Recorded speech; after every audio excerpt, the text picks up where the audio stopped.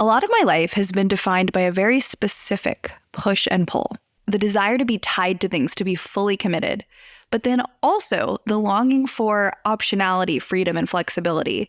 And I am not alone in this. This applies to almost everyone. Imagine the person that really wants to feel locked into a fitness plan. So they plan something extremely regimented, overcommit, and then burn out. They don't want to be tied to it at all, completely swing the pendulum the other way. Or think of someone who wants the fruits of committing to a career for 20 years, but they have a hard time closing the door to all of the other options, all of the other lives they could live or careers. And I've noticed that some people have an easier time with irreversible decisions, closing the other doors and walking one path, whether that's the choice to spend their life with one person, dedicate decades to a certain career, have kids, while other people prefer optionality, freedom, and the ability to pivot quickly. Now, we will go into in this episode different personality traits that impact this, ways to change our style of decision-making if we want to. But decision-making is a really broad field. So we are going to narrow the scope of this episode to one specific question. And it's, how do we balance our desire for optionality and flexibility with our human need for some certainty and some structure to also get the things we want in life? Let's dive in. The first pit stop we're going to make is discussing why this matters. Either tendency, the tendency to pivot quickly or the tendency to stick something out long term, can be a strength or a weakness. If we look on the weakness side, imagine someone who stays way too long in a relationship that they shouldn't. Or imagine the person that pivots so quickly from field to field that they never get any payoff of skill acquisition or a network that they've been pouring into paying off. Of course, on the flip side, think of the person that pivots at just the right time, like an entrepreneur that sees an emerging trend or notices that something isn't working, but something will. So they pivot quickly, but it works for them. Neither of these tendencies is bad or good. It's knowing when to apply them in our lives. And everyone has some need for certainty and some need for variety. This is talked about in optimal arousal theory in psychology. Now, I will link below citations to the researchers who came up with this, which is Robert Yerkes and John Dodson. But essentially what they realized is that we all are balancing this push and pull. We have some need for certainty, and when that is not met, we feel anxious and we look to some structure or safety. And we also have some need for variety. So when things are too monotonous, we feel bored and then seek some sort of novelty or even a slight risk to raise that level of arousal. And now something I noticed, this is branching out from their research, but it's that in order to balance this seesaw, if you could visualize it that way, we will maybe have some areas of our life that are very set, very stable, and then some areas of our life where we want to have a lot of exploration. An example of this is from the book Attention Span by Gloria Mark, and she was describing a pianist who would have bold creativity in his music composition, but he would eat the exact same thing for dinner every night, even going so far as to have this asparagus dinner flown into another country while performing. Not only are we each trying to balance this in ourselves, and we each have maybe a different set point for how much arousal or how much certainty we want, but different areas of our life, we might be more willing to have more risks, and some we want more routine in. Now, the next factor that goes into how difficult or easy it might be to make a commitment or irreversible decision is, again, where does that decision lie on the spectrum of reversibility? James Clear has a great quote about this that I'll read. He says, "I think about decisions in 3 ways: hats, haircuts, and tattoos. Most decisions are like hats. Try one, and if you don't like it, put it back and try another. The cost of the mistake is low, so move quickly and try a bunch of hats. Some decisions are like haircuts. You can fix a bad one, but it won't be quick, and you might feel foolish for a while. That said, don't be scared of a bad haircut. Trying something new is usually a risk worth taking. If it doesn't work out, by the next year, you will have moved on, and so will everyone else. A few decisions are like tattoos. Once you make them, you have to live with them. Some mistakes are irreversible. Maybe you'll move on for a moment, but then you'll glance in the mirror and be reminded of that choice all over again. Even years later, the decision leaves a mark. When you're dealing with an irreversible choice, move slowly and think carefully." So while we're examining this question of the ability to make decisions and commitments and stick to them, I think one big factor in this is asking how permanent is that decision? Because I think that's a mistake a lot of people make.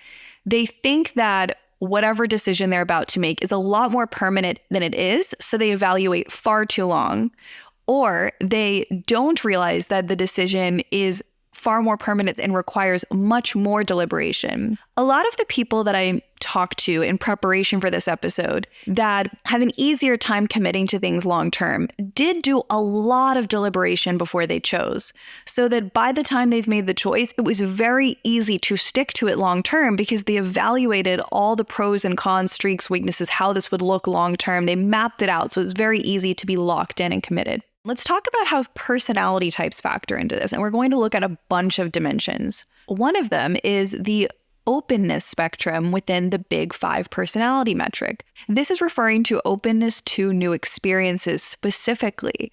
These people are often very high in creativity, and they really value newness and exploration for its own sake. So Big Five looks at 5 different personality metrics from extroversion, neuroticism, openness, and then they evaluate them on a spectrum. So someone that's really high in openness could have a really high need for novelty and thus pivot more quickly. Now, on the neuroticism side, someone that's also high in neuroticism, they're going to have more volatile emotional reactions. So if you think about it like this, someone that feels really, really negatively about their situation due to being high in neuroticism, they could pivot from a situation quickly to escape that negative emotion. So high in openness, high in neuroticism, I would think would lead to leaving a situation faster. Now, this is not a scientific personality attribute, but I have noticed that the people that stick in situations a long time do tend to see the best in them. And again, that can be a good thing, but it also can lead to staying somewhere too long if you just sort of refuse to look at the downsides of said situation. Again, from a career to relationship to many more situations. There are also chemical differences at play.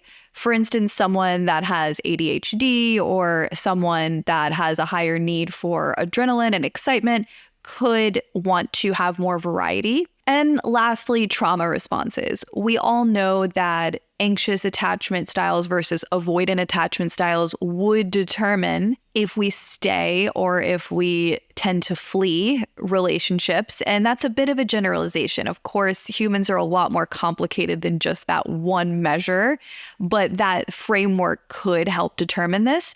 However, that can actually be generalized even a little bit more broadly. It's not only romantic relationships or our parents, but our attachment styles also may determine how we interact with long-term friendships or work colleagues. So I think that it can be generalized a little bit, even if we're not putting people in a box. Now let's move on to our explore section, where we look more broad, far, and wide. And we'll start with the idea of maximizers and satisficers. This was found by Barry Schwartz, and you might have heard that some people, this actually ties in really well with our personality trait section we are just leaving, because some people are maximizers in the sense that they want to make the best choice they can, compared to satisficers who want to just make a good enough choice and move on. Let's take the idea of buying a refrigerator. A maximizer will research for a very long time to make sure that it is the best refrigerator that they could possibly buy within their budget. A satisficer might look at a couple refrigerators online and then decide, yeah, that one seems good enough, checks enough of my boxes, let's move on. I've thought about this for years because it's really interesting to just notice where people lay on this spectrum.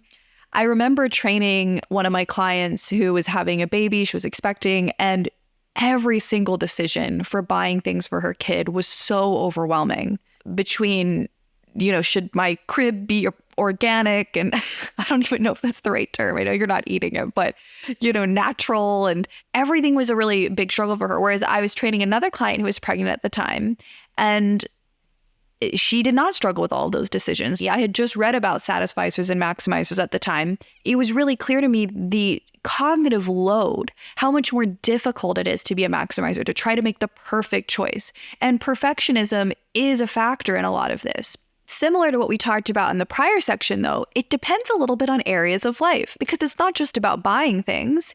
It could be about choosing a partner. For instance, do you want the perfect partner and every single relationship seems to end because it's just not quite right? Now, it's also hard to say if that person's being a maximizer or if they just haven't had the good fortune, the luck also that's a part of it, of meeting the right person.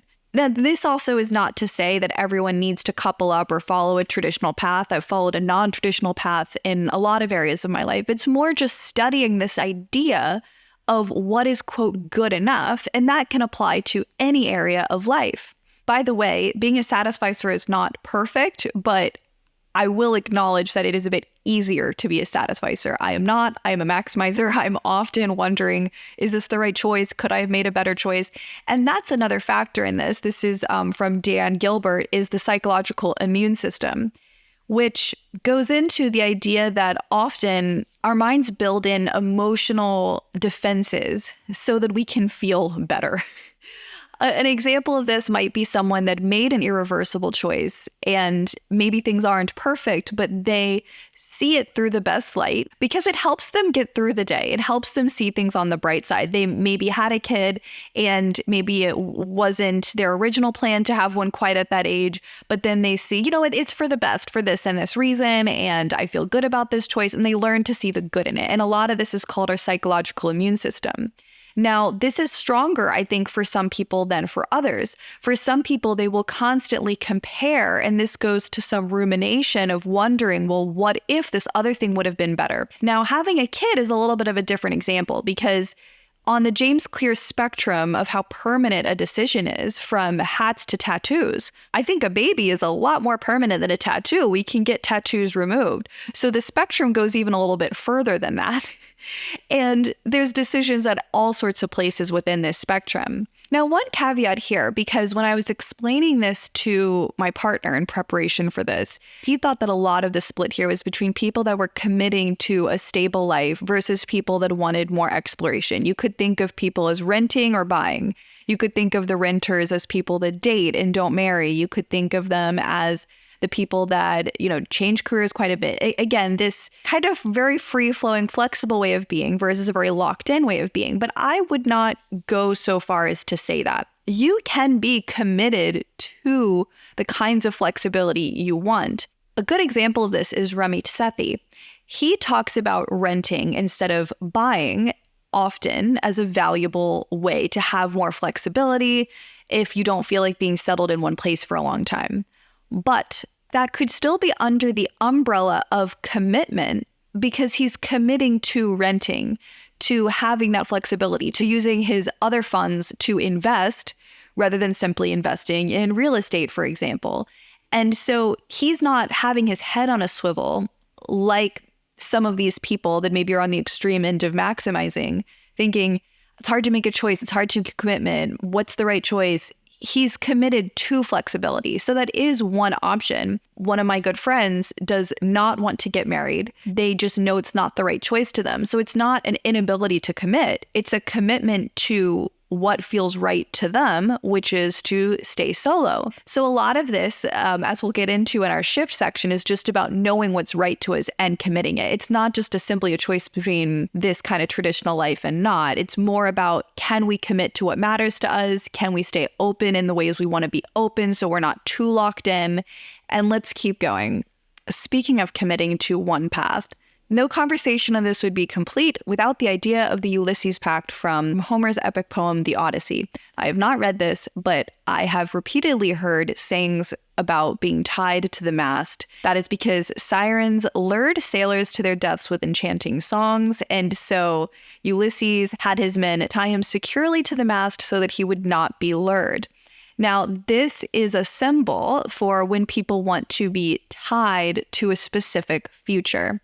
And this is actually really helpful if you know your future self and you know you have a hard time sticking to things, so you find ways to be metaphorically tied to the mast. Now, there are many ways people go about tying themselves to the mast metaphorically, from bold decisions, such as I've used the example of getting married quite a bit in this episode because marriage is a bit of a metaphor too. People often say, oh, I'm not married to the idea, meaning I'm not attached to it. And so now my first book that I did not seek publication on, it's still sitting in a drawer somewhere, I talked about the idea of dating or marrying your goals and how it kind of goes back to this decision, because I know myself, and part of the reason why I almost idealize the idea of being tied to something is because I've chosen a lot of very flexible careers, and any of them I could kind of stop at any moment. I've never done something like spending $200,000 to become a dentist, spending 12 years or something doing that. And then you feel very committed to that goal, not only from a time and energy standpoint, but also even having that much debt. You're locked in, you're committed through doing it. Something like a podcast or my business that I have, all of that didn't take a lot of investment on the front end, but I want to feel more invested into it. Things like having a team or announcing it publicly, all of that can help, but it's a little bit different than having a mortgage or having, again, a marriage or having $200,000 of debt from medical school. So we also have to ask ourselves the kinds of things that we're interested in pursuing. How locked in or committed are we to them from external sources versus internal sources? And if it's only from internal drives, how can we find external ways to lock us into it a little bit more? Whether it is external support and accountability, whether it's signing a contract with yourself, whether it's committing to certain chunks of time and then you reevaluate. Going back to the marriage example, some people believe that you should reevaluate your marriage every 7 years and ask if it's working or if anything really needs to be renegotiated, because we make these commitments and then we evolve and change. But if we don't have a certain contract or amount of time we're committing for, it becomes confusing. Like, I could stop this podcast tomorrow. I could do it for another 10 years. It's kind of a very loose contract. Matt D'Avella, and I'll link a video he has on this down below, talks about the 3-year rule. When something is like this, commit for a certain amount of time. And he used the example of 3 years, although he did talk about it could vary. It could be 1, it could be 5. The idea is having an amount of time you're committing for. That way, at every single moment, you're not asking yourself, is this the right path? Is this the right path? You know there's a designated time to reevaluate. And I haven't seen his video on this in years, but at least in my mind, you're gathering a lot of data in the meantime. So even without having to ask yourself constantly if you're on the right path, by the time that 3 years rolls around, it's probably pretty clear if you want to keep going or not. I have told myself when it comes to this show, I want to commit for 3 years of posting, because in the past, being so consistently inconsistent, I was not getting good data as to if this is something that I really want to do or not. But then people that commit to these kinds of careers where they are a little bit more locked in, whether socially or financially, they get the payoff of having been committed. I'm sure that dentist doesn't love every single day doing root canals and cavities, but they probably love contributing to society. They love the stability they have. They maybe appreciate their coworkers, and then it becomes worth it over time. Something we'll get to a little bit later is how do we get through those difficult parts and accept the downsides. But I'd like to close out the Explore section with an exercise from Tim Ferriss that I will also link down below, and he describes it as fear setting. I will link both an article he has on it and his TED Talk. Now, he asks a series of questions. The two that stood out to me most are inquiring, how bad is the worst case scenario for a decision? If we go back to the idea of having a hard time committing to things, making these big decisions. And then also, how permanent is it?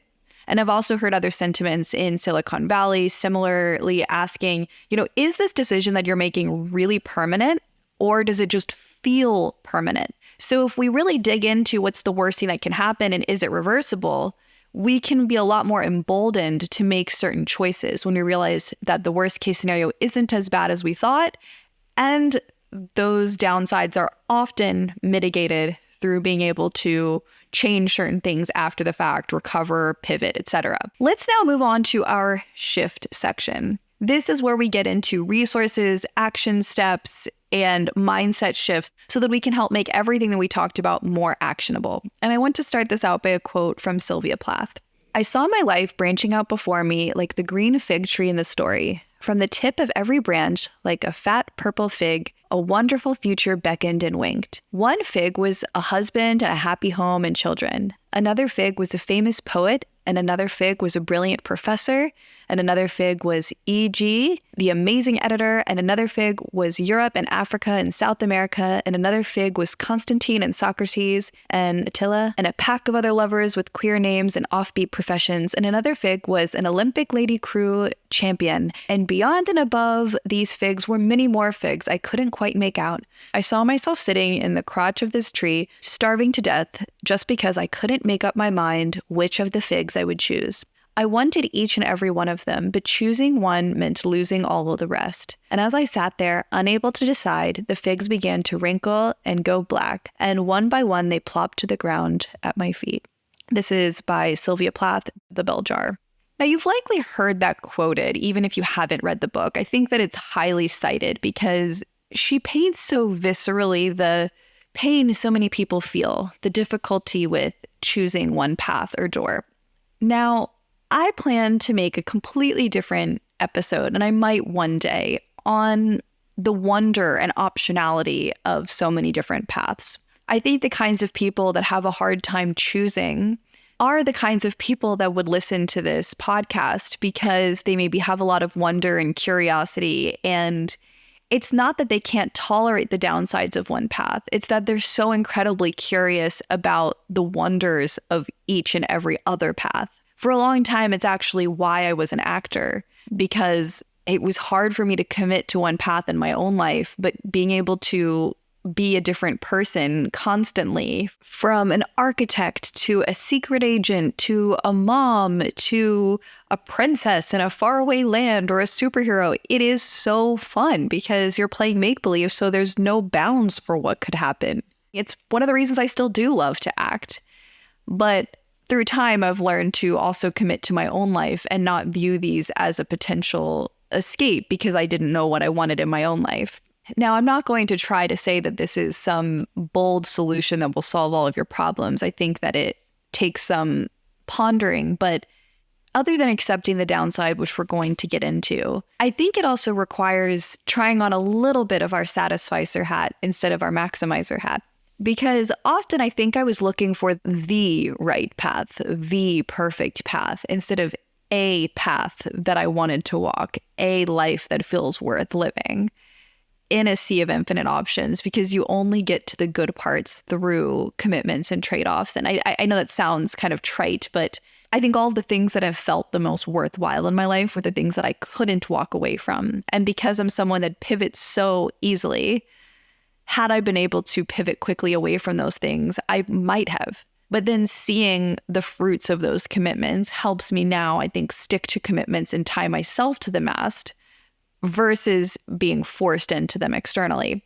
And I think that is a really difficult question because a lot of times, I think the stuff that is most difficult for people to stick to, I know some people that listen to this, for instance, are writers. And if that's not your paycheck, you do not have to get up in the morning and do it. So you're trying to commit, again, from an internal source versus an external source.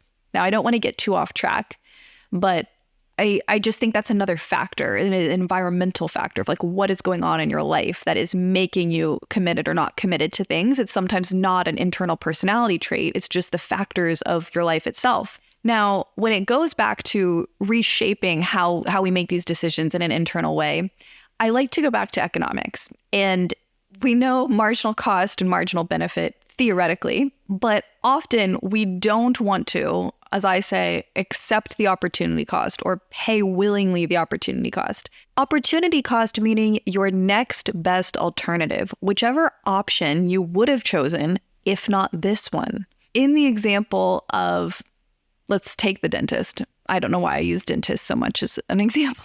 They are giving up a job where they could maybe have more interactions because they ask a question, the person has their mouth open, they can't respond. they're giving up a path maybe with more creativity. Although maybe they find ways to be creative through their marketing, through services they do for their customers that give an extra special touch. But, again, they're not the writer that we used in another example.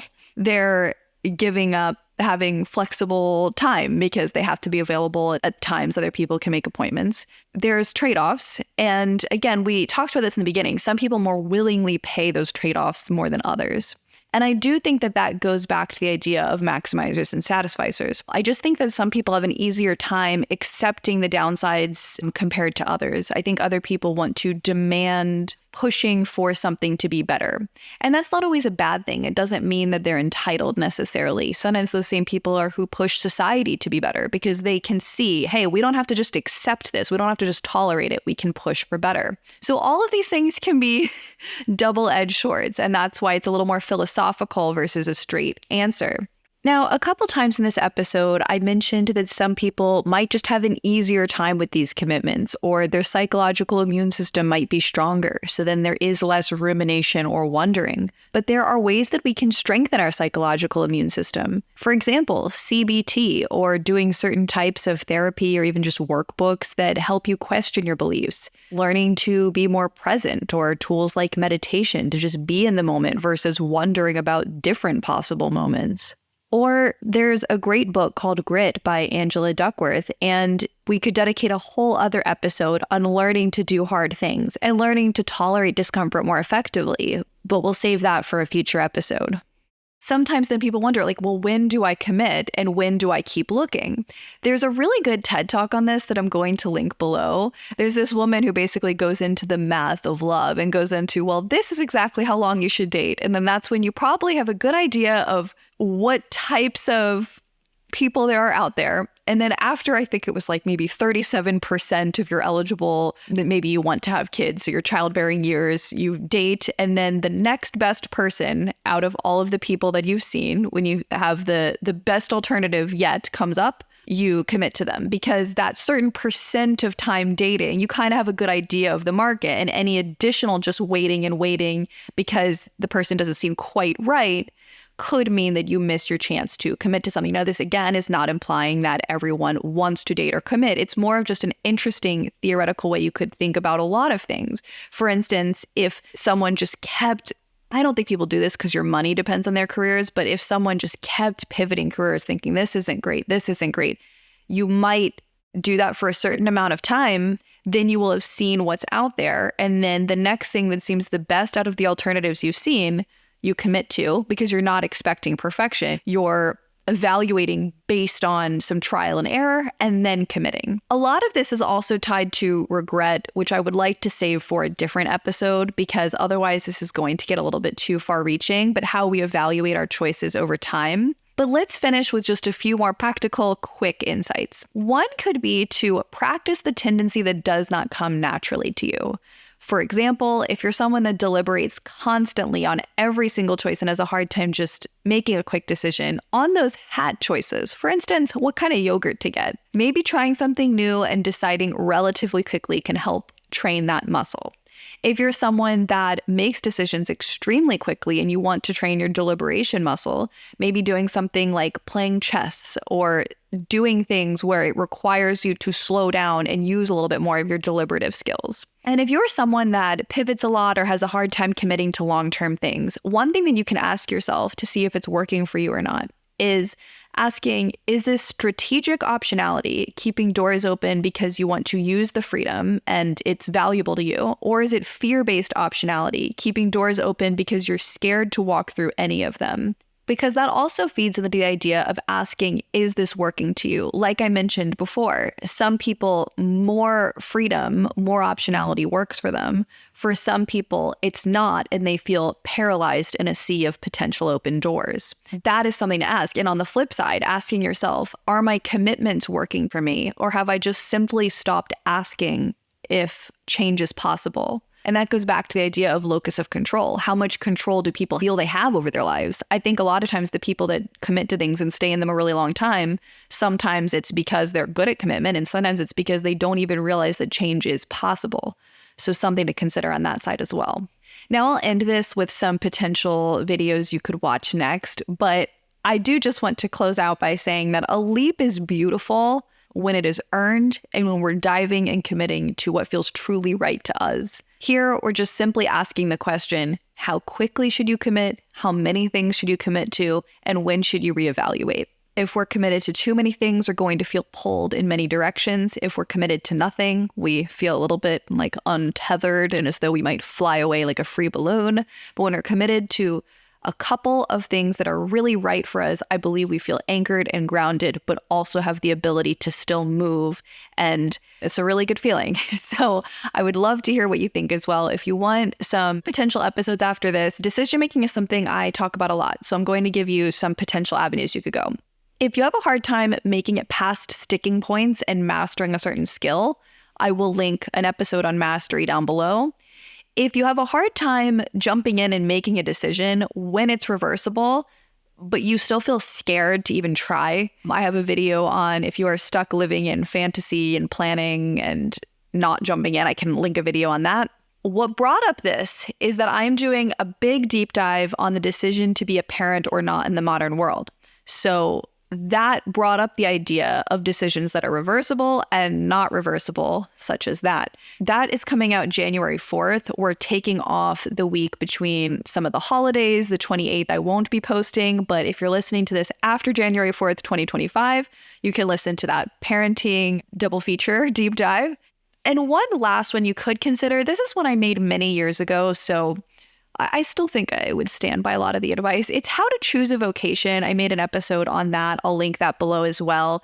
The reason why I say vocation and not career is because I don't think I placed quite enough emphasis on the financial side of things. So I would think more if you want to know what craft you want to dedicate yourself to for decades, potentially paid, potentially unpaid, but just choosing one to pour into, I will link that below as well. If you found this conversation interesting, share it with a friend and have a conversation with them about it this week. I hope you have really happy holidays, and I will see you in the new year.